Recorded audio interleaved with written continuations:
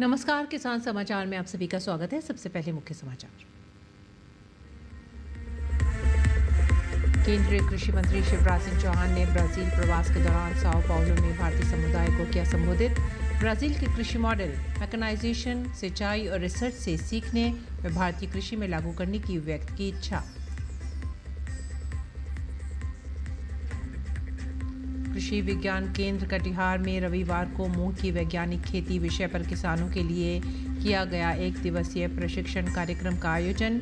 वरिष्ठ वैज्ञानिक सह प्रधान डॉक्टर राजीव सिंह ने किया उद्घाटन। कहा, मूंग की फसल उगाने से बढ़ती है मिट्टी की उर्वरता। उत्तराखंड के किसानों की बदल रही है किस्मत। उत्तराखंड पशुपालन विभाग और आईटीबीपी में अनुबंधन। आईटीबीपी के जवानों को ताज़ा खाद्य सामग्री उपलब्ध करा रहे हैं किसान। शुरुआती 5 महीने में 253 किसान आईटीबीपी के साथ कर चुके हैं 2.6 करोड़ का कारोबार। जम्मू कश्मीर के कई इलाकों में आज भी भारी बारिश के आसार। घाटी के सभी स्कूल कॉलेज आज बंद। भारतीय सेना ने लोगों की मदद के लिए लगाया राहत शिविर।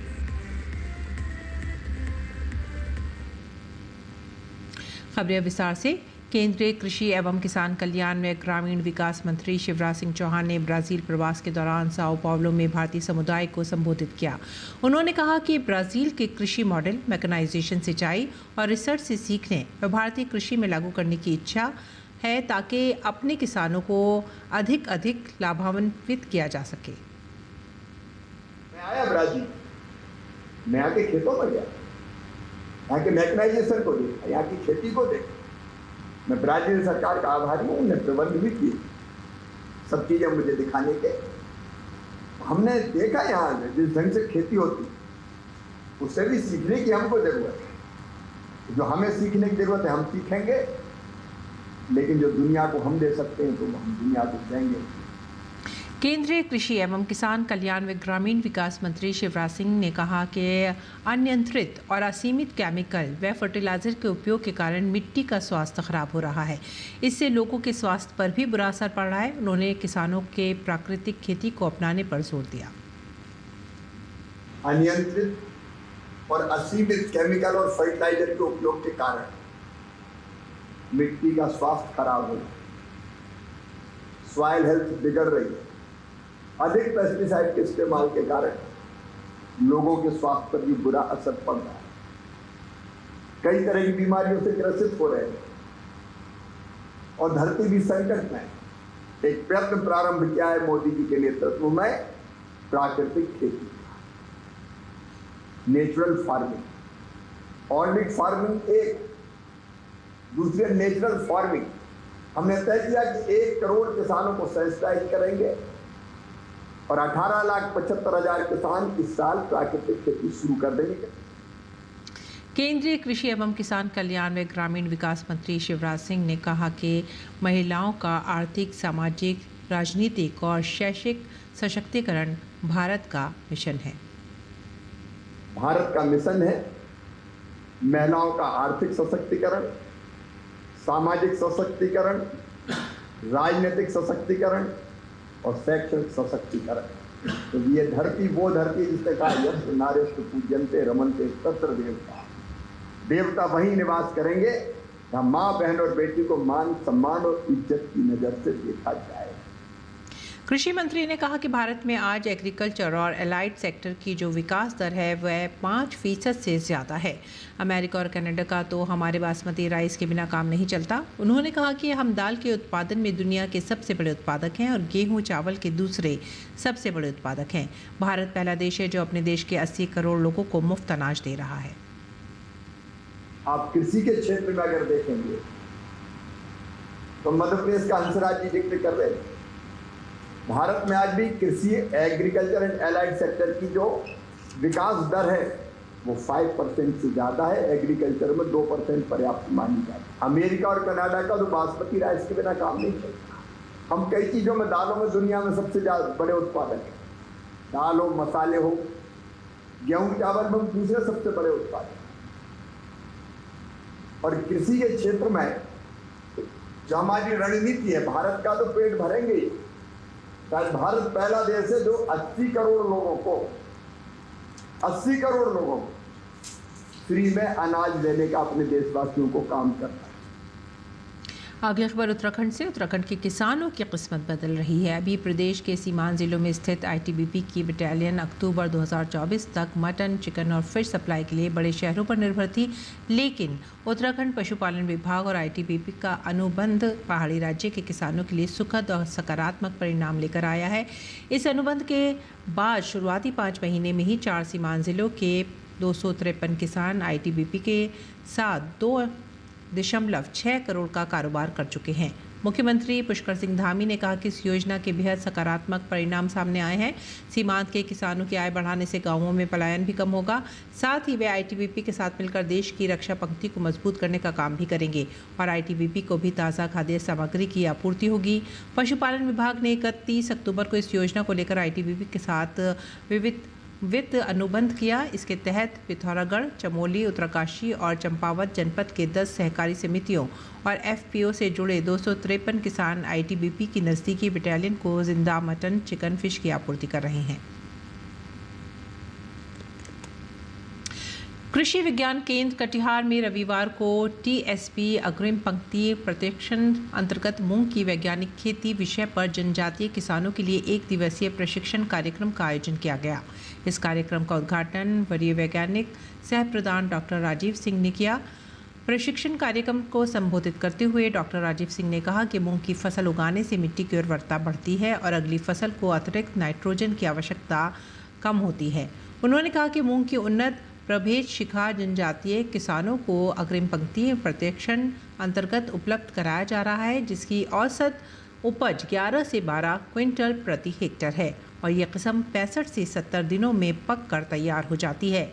कृषि वैज्ञानिक डॉक्टर सुशील सिंह ने कहा कि मूंग फसल के लिए खेत की तैयारी करते समय खेत की 2 से 3 जुताई कर पाटा चला देना चाहिए और बुआई के 24 घंटे पूर्व 2.5 ग्राम फफूंदनाशी दवा जैसे डाइफॉल्टान अथवा थायरम से उपचारित करना चाहिए।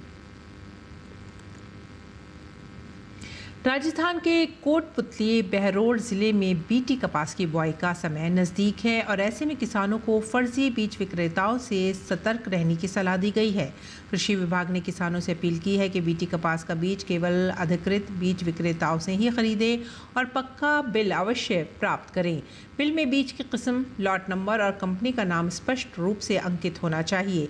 बिल के बिना नकली बीज दिए जाने की संभावना बनी रहती है, जिससे किसानों को भारी नुकसान उठाना पड़ सकता है। यदि कोई विक्रेता पक्का बिल देने से मना करता है तो उसकी शिकायत तुरंत कृषि पर्यवेक्षक, सहायक कृषि अधिकारी या बहरौड स्थित सहायक निदेशक कृषि विस्तार कार्यालय में की जाए।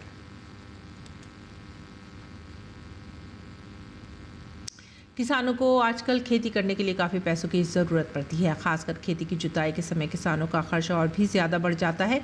इसी को देखते हुए युवा किसान हरेंद्र कुमार ने अपने देसी जुगाड़ व टेक्नोलॉजी को अपनाकर ऐसा कारनामा दिखाया है कि बड़ी बड़ी ऑटोमोबाइल कंपनियां भी हैरत में पड़ जाएं।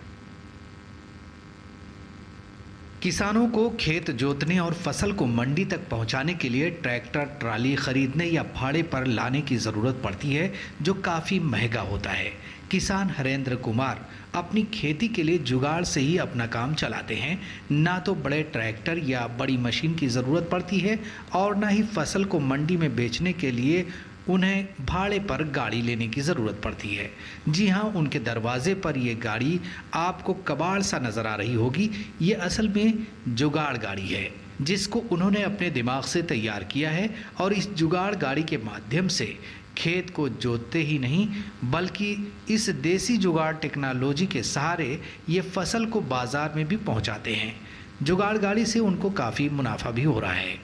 पूरा सस्ता पड़ता है, मतलब कि वह बड़ा गाड़ी जो है से 2500 रुपया बीघा देता है और ये 2500 रुपया क्या या 500 का जब तेल डालेंगे तो 1 बीघा 400 मार करके पूरा ओके फाइनल हो जाएगा। किसान को हम सलाह यही देंगे, जो भी किसान है, मतलब छोटा किसान है, छोटा किसान के लिए यह बेहतरीन गाड़ी है।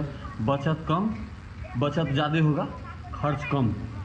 अब आसपास के किसान भी उनसे ये गाड़ी ले जाकर खेती कर रहे हैं और उन्हें भी इसका लाभ मिल रहा है। ग्रामीणों की माने तो छोटे किसानों के लिए ये बहुत अच्छा है। ये गाड़ी छोटी जगहों में भी चलती है और बड़े ट्रैक्टर की तरह ही काम करती है। खर्च कम लगता है, टाइम पर जोता हो जाता है, टाइम पर खेती हो जाता है। जिस समय खोजता है उस समय मतलब कि उपलब्ध हो गाड़ी। बड़ा ट्रैक्टर और ये छोटा में कोई जरा सा एक पैसा का अंतर नहीं है। हरेंद्र कुमार द्वारा बनाई गई जुगाड़ गाड़ी अब दूसरे किसानों के लिए भी लाभ का सौदा साबित हो रही है। पूर्णिया से स्मित कुमार की रिपोर्ट, डीडी न्यूज़। और मध्य प्रदेश में जल गंगा संवर्धन अभियान में जल स्रोतों के संरक्षण एवं संवर्धन कार्य प्राथमिकता से किए जा रहे हैं। जन सामान्य को जल संरचनाओं के संरक्षण किए जाने की शपथ भी दिलाई जा रही है। बच्चों को विभिन्न कार्यक्रमों के माध्यम से जल के महत्व, जलवायु परिवर्तन के दुष्प्रभाव और पौधारोपण के महत्व के बारे में जानकारी दी जा रही है। राजगढ़ जिले में जल गंगा संवर्धन अभियान अंतर्गत ग्रामीण क्षेत्रों में एक जल संरचना का जीर्णोद्धार कर उनमें बरसात के एवं सतही पानी को सहेजने की कवायद भी की जा रही है। रविवार को जिले के 25 गांवों में ग्रामीण क्षेत्रों में पदस्थ अमले एवं स्थानीय नागरिकों के साथ मिलकर जल संरचनाओं के जीर्णोद्धार के लिए श्रमदान का अभियान चलाया गया। अभियान में तालाब, टैंक, कुएं एवं बावड़ियों की श्रमदान से साफ सफाई एवं जीर्णोद्धार का कार्य किया गया। शहडोल जिले में जल है प्रकृति का अमूल्य उपहार, बचाओ इसे, यही है जीवन का आधार पर केंद्रित करते हुए जल गंगा संवर्धन अभियान 30 जून 2025 तक चलाया जा रहा है। अभियान में नागरिकों को जल संरक्षण के प्रति जागरूक करने के लिए दीवार लेखन, जागरूकता रैली, पोस्टर, बैनर, ग्राम सभाएं, कलश यात्राएं सहित अनेकों गतिविधियां संचालित की जा रही हैं। अभियान के तहत जिले के अनेक ग्रामों में कूप मरम्मत, तालाब जीर्णोद्धार, डैम की साफ सफाई सहित अनेक कार्य किए जा रहे हैं तथा नागरिकों को जल संरक्षण की शपथ भी दिलाई जा रही है। आज के समय में हैप्पी सीडर और सुपर सीडर कृषि यंत्र किसानों के लिए वरदान साबित हो रहे हैं, क्योंकि इन कृषि यंत्रों से किसान न केवल फसलों की सीधी बुआई कर सकते हैं बल्कि इनसे फसल अवशेषों का प्रबंधन कर अधिक उत्पादन भी प्राप्त किया जा सकता है। हैप्पी सीडर और सुपर सीडर कृषि यंत्रों की उपयोगिता को देखते हुए सरकार द्वारा दोनों कृषि यंत्रों पर भारी अनुदान भी दिया जा रहा है।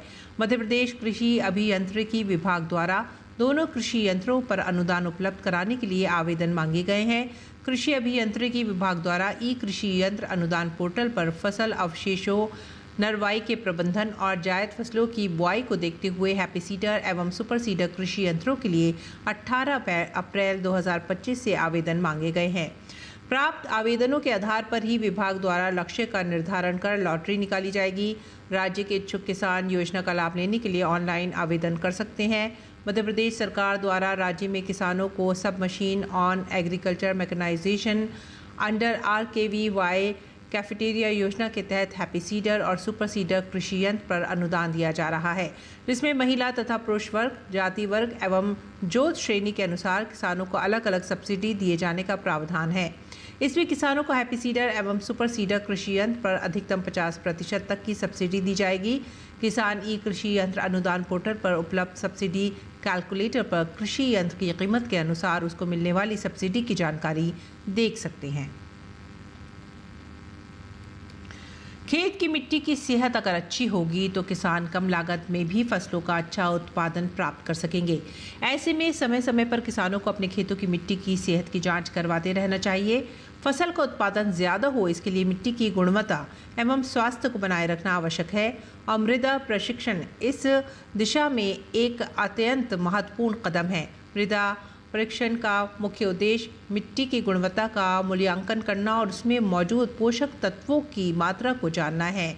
सॉइल टेस्ट की प्रक्रिया से किसानों को ये समझने में मदद मिलती है कि उनकी भूमि की वर्तमान स्थिति क्या है और उसे बेहतर बनाने के लिए क्या कदम उठाने की आवश्यकता है। मृदा प्रशिक्षण का सबसे पहला कदम है कि खेत को सही तरीके से मिट्टी के सैंपल एकत्रित किए जाएं।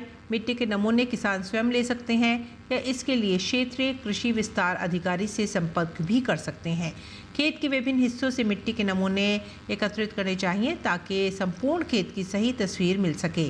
खेत से एकत्रित किए गए नमूनों को मृदा परीक्षण प्रयोगशाला में भेजा जाता है। यहाँ पर मिट्टी का पीएच मान, जैविक कार्बन, नाइट्रोजन, फास्फोरस, पोटेशियम एवं सूक्ष्म पोषक तत्वों की मात्रा मापी जाती है। प्रधानमंत्री नरेंद्र मोदी की दूरदृष्टि के अनुसार प्रोजेक्ट चीता का विस्तार अब मध्य प्रदेश के गांधी सागर वन्यजीव अभयारण्य तक कर दिया गया है।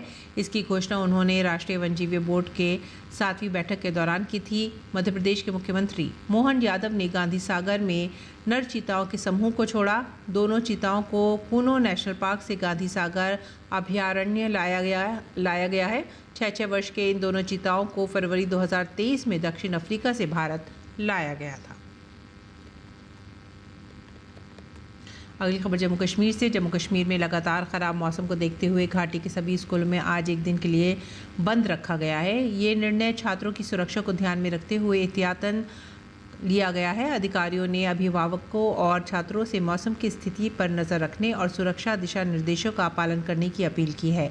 कश्मीर घाटी में पिछले 48 घंटों से भारी बारिश हो रही है और मौसम विभाग ने आज भी अधिक बारिश होने का अनुमान लगाया है। पश्चिमी विक्षोभ के कारण जम्मू कश्मीर के कुछ इलाकों में भारी बारिश से तबाही मची है।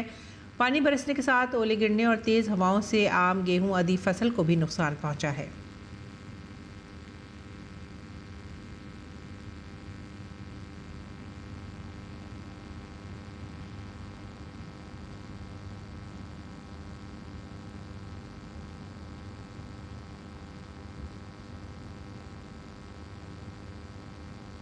और इस बीच हिमाचल प्रदेश में मौसम के मिजाज में भी एक बार फिर से बदलाव आया है। प्रदेश में रविवार को दोपहर बाद रेड अलर्ट के बीच लाहौल के रिहायशी इलाकों सहित रोहतांग, किन्नौर और मनाली की चोटियों पर बर्फबारी हुई है। हमीरपुर में अंधड़ से पेड़ गिरने के चलते एक महिला की भी मौत हुई है। चंबा, बिलासपुर और नारकंडा में भारी ओलावृष्टि होने से फसलों और गुठलीदार फलों को भी नुकसान हुआ है। ओलावृष्टि से बागवानी को भारी नुकसान पहुंचा है। शिमला ज़िले के ऊपरी इलाकों ठियोग, नारकंडा, जुब्बल, कोटखाई, रोहुल, चौपाल और रामपुर क्षेत्र में हुई भारी ओलावृष्टि ने सेब, प्लम, आड़ू और खुबानी की फसलों को गंभीर क्षति पहुंचाई है। इन इलाकों में अभी फलों के पेड़ फूलों और कली की अवस्था में हैं। ऐसे में ओलों की मार से उत्पादन पर बड़ा असर पड़ने की आशंका है। बागवानों ने चिंता जताई है और राहत पैकेज मांगा है। भूस्खलन से किन्नौर के टिंकू नाला में NH5 बंद हो गया है। चंपा तीसा मार्ग भी ठप हो गया है। राजधानी शिमला में भी रविवार दोपहर बाद बारिश हुई है। प्रदेश में आज भी कुछ समय तक मौसम खराब बना रहने का पूर्व अनुमान है।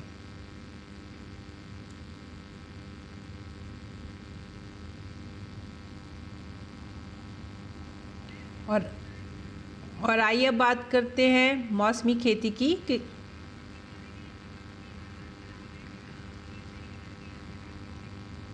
मौसम की बात अगर करें तो कई राज्यों में जम्मू कश्मीर और हिमाचल प्रदेश में ख़ास तौर से मौसम बदतर है और भारी बारिश के साथ साथ ओलावृष्टि हो रही है। ऐसे में यहाँ पर भूस्खलन के भी कुछ वाक़यात रूनुमा हुए हैं। साथ ही साथ बागवानों ने चिंता व्यक्त की है कि फलों के पेड़ों को काफ़ी नुकसान पहुँचा है। अगर ख़ास तौर से बात करें हिमाचल प्रदेश की तो लाहौल के रिहायशी इलाकों सहित रोहतांग, किन्नौर और मनाली के साथ साथ शिमला में भी कई इलाकों में भारी बारिश का पूर्व अनुमान जताया गया है। सेब, प्लम और खुबानी की फसलों को काफ़ी नुकसान पहुंचने की आशंका व्यक्त की गई है। हमीरपुर में आंधी से पेड़ गिरने की वजह से एक महिला की मौत हो गई है। चंबा, बिलासपुर और नारकंडा में भारी ओलावृष्टि होने से फसलों और गुठलीदार फलों को नुकसान पहुंचा है। ओलावृष्टि से बागवानी को भारी नुकसान हुआ है। शिमला ज़िले के ऊपरी इलाकों ठियोग, नारकंडा, जुब्बल, कोटखाई, रोहड़ू, चौपाल और रामपुर क्षेत्र में भी भारी ओलावृष्टि ने सेब, प्लम, आड़ू और खुबानी की फसलों को गंभीर क्षति पहुंचाई है। इन इलाकों में फलों के पेड़ फूलों और कलियों की अवस्था में हैं। ऐसे में ओलों की मार से उत्पादन पर बड़ा असर पड़ने की आशंका है। बागवानों ने चिंता जताई है और राहत पैकेज मांगा है। चंपा तीसा मार्ग भी ठप हो गया है। आज भी कुछ समय तक मौसम खराब रहने का पूर्व अनुमान है।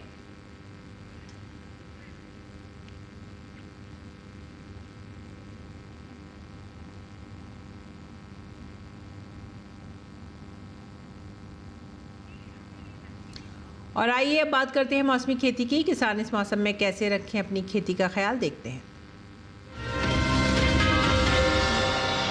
नमस्कार, आप देख रहे हैं डीडी किसान। मैं हूं AI कृष और आज हम भारत के विभिन्न राज्यों में होने वाली खेती किसानी से संबंधित सलाहों के बारे में पूरी जानकारी देंगे। अरुणाचल प्रदेश के किसान सरसों की पकी फसलों की कटाई कर लें। यहाँ इस समय कद्दू और भिंडी की बुवाई की जा सकती है। अरुणाचल प्रदेश के किसान फसलों और सब्जियों के खेतों में उचित जल निकासी की व्यवस्था बनाए रखें। साथ ही यहाँ इस मौसम में सोयाबीन की बुवाई भी की जा सकती है। असम में इस समय तिल और मक्के की बुवाई की जा सकती है। यहाँ के ब्रह्मपुत्र घाटी इलाकों के किसान जूट की विभिन्न किस्मों की बुवाई जारी रखें। वहीं यहाँ के ऊपरी ब्रह्मपुत्र घाटी इलाकों में किसान आहू धान की नर्सरी लगा सकते हैं। साथ ही यहाँ के किसान केला, अदरक, हल्दी और पपीते के पौधे लगाना जारी रखें। असम में इस समय नींबू की नर्सरी लगाई जा सकती है। वहीं मेघालय के किसान टमाटर को हवा से होने वाले नुकसान से बचाने के लिए टमाटर के पौधों को सहारा प्रदान करें। मिजोरम के किसान मक्का की बुवाई जारी रखें। यहाँ के किसान प्याज और लहसुन की पकी फसलों की कटाई और खुदाई का काम कर लें। यहाँ के किसान धान के खेतों में जल स्तर 5 से 6 सेंटीमीटर तक बनाए रखें। नागालैंड के किसान लहसुन, मटर, गोभी, केले और सुपारी की पकी फसलों की कटाई का काम कर लें। यहाँ के किसान केले के पौधों को गिरने से बचाने के लिए बांस के खंभों से सहारा दें। त्रिपुरा में किसान खड़ी फसलों को हवा के नुकसान से बचाने के उपाय कर लें। यहाँ इस समय बैंगन के पौधे लगाए जा सकते हैं। इसी तरह कृषि और किसानों से जुड़ी हर महत्वपूर्ण जानकारी के लिए हमारे साथ जुड़े रहिए और देखते रहिए डीडी किसान। धन्यवाद। मशरूम, जिसे खुम्ब भी कहा जाता है, स्वाद और पौष्टिकता से भरपूर है। इसमें काफी मात्रा में प्रोटीन पाया जाता है। अलग अलग मौसम के हिसाब से इसकी कई किस्में मौजूद हैं। खासकर उत्तर भारत के मैदानी इलाकों में सफेद बटन मशरूम, शिटाके मशरूम, धान पुआल खुम, ऑयस्टर मशरूम और दूधिया मशरूम की खेती की जाती है। अलग अलग किस्मों के कारण ही अब साल भर मशरूम की पैदावार संभव हो पाई है। एक रोचक बात यह है कि गर्मी के मौसम में पैदा होने वाला दूधिया मशरूम भारत की ही देन है। दूधिया मशरूम को फरवरी से अप्रैल तक बोया जा सकता है। इसके अलावा शिटाके मशरूम को सितंबर से फरवरी के बीच बोया जा सकता है। ऑयस्टर को ढींगरी मशरूम भी कहा जाता है। इसकी खेती लगभग पूरे साल की जा सकती है। मशरूम की बुआई के लिए कंपोस्ट तैयार किया जाता है। कंपोस्ट गेहूं के भूसे या धान के पुआल, गेहूं या धान के चोकर, ammonium sulphate, urea, potash, gypsum और शीरे से तैयार किया जाता है। भूसा 1 साल से अधिक पुराना और बारिश में भीगा नहीं होना चाहिए। इस तरह तैयार कंपोस्ट की 8 से 10 इंच की परत ट्रे या थैलियों में भर दी जाती है। बटन मशरूम के कवक जाल की वृद्धि के लिए 22 से 25 डिग्री का तापमान और 80 से 85% नमी होनी चाहिए। बोने के लिए हवादार और तापरोधी मशरूम घर बनाया जाता है, जिसके भीतर तापमान और जरूरी नमी को बनाए रखा जा सके। मशरूम घर का फर्श पक्का होना जरूरी है। 1 वर्ग मीटर क्षेत्रफल में औसतन 8 से 10 किलो मशरूम की उपज होती है, जो 100 किलो कंपोस्ट में 6 से 8 हफ्तों में प्राप्त होती है। तुड़ाई के बाद मशरूम को बहते पानी में धोकर तुरंत 5 डिग्री सेंटीग्रेड पर ठंडा कर लेना चाहिए। इसकी पैकिंग 200 ग्राम या 500 ग्राम के थैलों में की जाती है। मशरूम की फसल बहुत तेजी से बढ़ती है और इसलिए बाजार का इंतजाम बेहद आवश्यक है। और हाँ, जंगली मशरूम और खाने वाली मशरूम अलग अलग होती हैं, इसलिए मशरूम के लिए नजदीकी कृषि विज्ञान केंद्र या कृषि विश्वविद्यालय से ट्रेनिंग जरूर लें।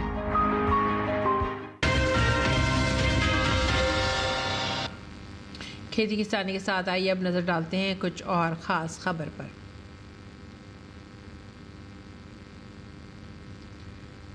नेशनल हेराल्ड मामले को लेकर कांग्रेस पार्टी आज से 24 अप्रैल तक देश भर के अलग अलग 57 शहरों में प्रेस कॉन्फ्रेंस करेगी। केंद्रीय मंत्री गजेंद्र सिंह शेखावत ने मुर्शिदाबाद हिंसा को लेकर पश्चिम बंगाल की सरकार और वहां की मुख्यमंत्री ममता बनर्जी को घेरा। गुजरात में साइबर सेल सूरत ने साइबर अपराधियों के एक अंतर्राज्यीय गिरोह का भांडाफोड़ करते हुए 12 लोगों को गिरफ्तार किया है। राज्यसभा के उपसभापति हरिवंश नारायण ने उत्तर प्रदेश के मुख्यमंत्री योगी आदित्यनाथ से शिष्टाचार भेंट की। गुजरात के मुख्यमंत्री भूपेंद्र पटेल ने अरवल्ली में एक नए अत्याधुनिक बस स्टेशन का उद्घाटन किया। केंद्रीय रिजर्व पुलिस बल ने राज्य पुलिस के साथ संयुक्त अभियान में झारखंड के बोकारो जिले के ललपानिया क्षेत्र में लुगू पहाड़ियों में मुठभेड़ में कई नक्सलियों को मार गिराया। उत्तर प्रदेश के कुशीनगर में नेबुआ नौरंगिया थाना क्षेत्र के भुजोली चौराहे पर भीषण सड़क हादसा हो गया। हादसे में 5 लोगों की मौत हो गई जबकि 3 लोग घायल हुए। इसी के साथ ही आप हमारी पूरी टीम को दीजिए आज्ञा। नमस्कार।